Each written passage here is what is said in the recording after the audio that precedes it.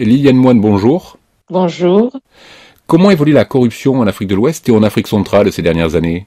Nous constatons malheureusement que malgré le fait que 48 des 55 pays États membres de l'Union africaine aient ratifié la Convention de l'Union africaine sur la prévention et la lutte contre la corruption perdure avec la même intensité en Afrique et prospère dans un climat de restriction draconienne des droits humains et de l'espace civique et qui limite la capacité justement des défenseurs des droits humains à demander des comptes à des acteurs puissants au sujet de la corruption. Dans ce rapport, vous documentez la répression contre des défenseurs des droits humains qui tentent de lutter contre la corruption. Vous avez étudié la situation dans 19 pays. Dans quel pays la situation est-elle la plus alarmante selon vous? On ne peut pas dire qu'il y a un pays spécifique où la situation est la plus alarmante. Ce que nous avons constaté, c'est que dans ces pays, les autorités ont adopté des lois répressives pour restreindre l'exercice des droits fondamentaux et utiliser certaines lois existantes pour faire taire les voix critiques, y compris les lanceurs et lanceuses d'alerte qui jouent un rôle crucial en signalant ces agissements. Parallèlement, les défenseurs des droits humains qui essaient de combattre la corruption sont confrontés à un manque de lois permettant de les protéger, à des institutions judiciaires biaisées et à une culture d'impunité qui laisse justement les pratiques malhonnêtes et les abus de pouvoir impunis. Pour vous donner un exemple concret, il est fort de constater que sur les 19 pays étudiés, seuls la Côte d'Ivoire, le Mali et le Niger ont adopté des lois sur la protection des défenseurs des droits de l'homme et seul le Ghana possède une loi visant spécifiquement à protéger les lanceurs et lanceuses d'alerte. Dans ces pays, vous expliquez que les défenseurs des droits humains qui combattent la corruption risquent arrestation, harcèlement, placement en détention. Certains risquent même la mort. Quel est le profil de ces personnes menacées?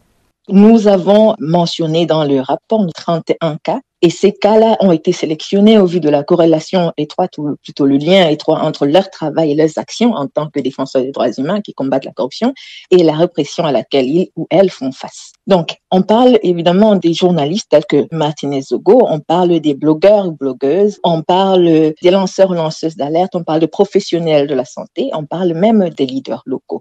Parmi les cas emblématiques, il y a celui du journaliste togolais Ferdinand Haïté qui a été contraint de fuir son pays après avoir accusé 2 membres du gouvernement de corruption.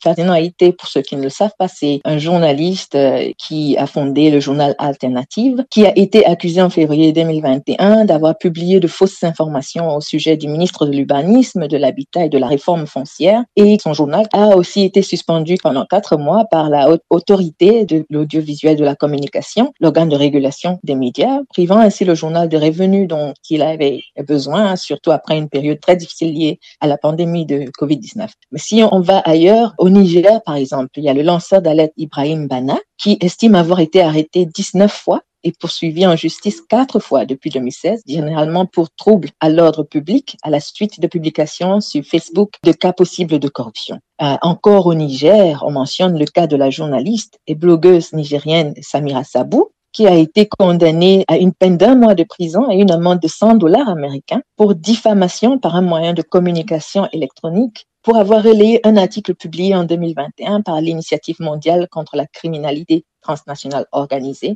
selon lequel la drogue saisie par les autorités nigériennes avait été rachetée par des trafiquants et remise sur le marché. Liliane Moine, que vous répondent les dirigeants de ces États lorsque vous les alertez sur la situation de ces défenseurs des droits humains? Jusqu'ici, certains États ont adopté certaines actions positives. Le Niger a essayé de réviser, par exemple, la loi sur la cybercriminalité, mais ces actions sont rares. Donc, nous, on voudrait vraiment que les États prennent en compte les obligations qu'ils ont signées au niveau international et respectent les droits à la liberté d'expression et des réunions pacifiques, qu'ils promeuvent et protègent les droits des défenseurs des droits humains, luttant contre la corruption et mettre fin à l'impunité des responsables d'agression et autres atteintes aux droits humains, entre autres recommandations que nous proposons dans le rapport. La communauté internationale a-t-elle, selon vous, un rôle à jouer pour lutter contre ces dérives?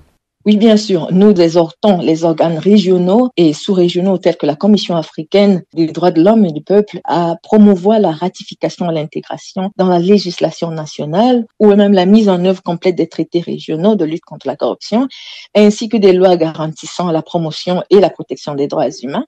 Nous appelons à la création d'un mandat au titre des procédures spéciales des Nations Unies ou d'un mécanisme similaire qui permettrait d'examiner et de contrôler l'impact et les conséquences multiples et croisées de la corruption sur les droits humains et qui pourrait apporter des conseils et des solutions dans ce domaine. Et on exhorte les États étrangers à soutenir, à promouvoir le travail que font les défenseurs des droits de l'homme qui luttent contre la corruption. Liliane Moine, merci.